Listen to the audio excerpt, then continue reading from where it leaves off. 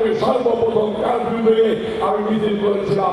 আমার সাথে গুলিবিদ্ধ হয়েছিলেন ইমন। রাত 9টা পর্যন্ত আমরা আন্দোলন চালিয়ে গেছি। যখন পুলিশ আমাকে ঘিরে ফেললো, আমি উল্টা দিকে দৌড় মারলাম। ইমন আমাকে মনে করে ইমনকে 4-5 রাউন্ড গুলি করে দিল। আমি দৌড় মারার পরে 8-10 রাউন্ড গুলি করলে আমি গুলিবিদ্ধ হয়ে রাস্তায় পড়ে যাই। ওই অবস্থায় আল্লাহর অশেষ রহমত, ওই পুলিশ ওইখানে পড়ে যায়। আমাকে আমার 2জন সহযোগিতা রাস্তায় রেখে কোন রকম ঘাটা করে নিয়ে তাদের বাড়ি বেড়াচ্ছে।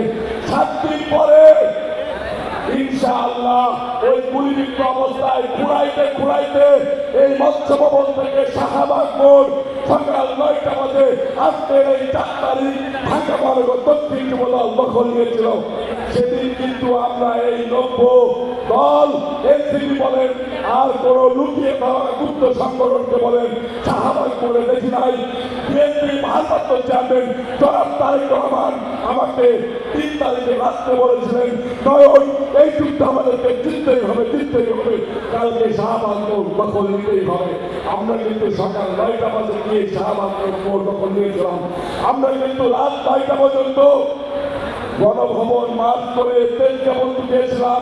5 তারিখে ভোর 5টা বাজে ঢাকা মহানগর দক্ষিণ যুবদল রাজপথে এসে আমার সর্বপ্রথম শাহবাগ মোড় বাংলা মোটর মোড় দখল নিয়েছিল। আর যাদের একটা মিছিল নাই, যাদের একটা নেতা কর্মী গুলিবিদ্ধ হয় নাই, যাদের একটা নেতা কর্মী মৃত্যুবরণ করে নাই, তারা এখন বাংলাদেশে বড় বড় কথা বলে বাংলাদেশে স্বাধীনতা সার্বভৌমত্ব নিয়ে ষড়যন্ত্র করে। বিএনপির ভারপ্রাপ্ত চেয়ারম্যান জনাব তারেক রহমান যদি আমার নির্দেশনা দেয়, আমার গুলি খাওয়ার জন্য প্রস্তুত আছি, মৃত্যুর মুখোমুখি দাঁড়িয়ে যুদ্ধ করার জন্য প্রস্তুত আছি।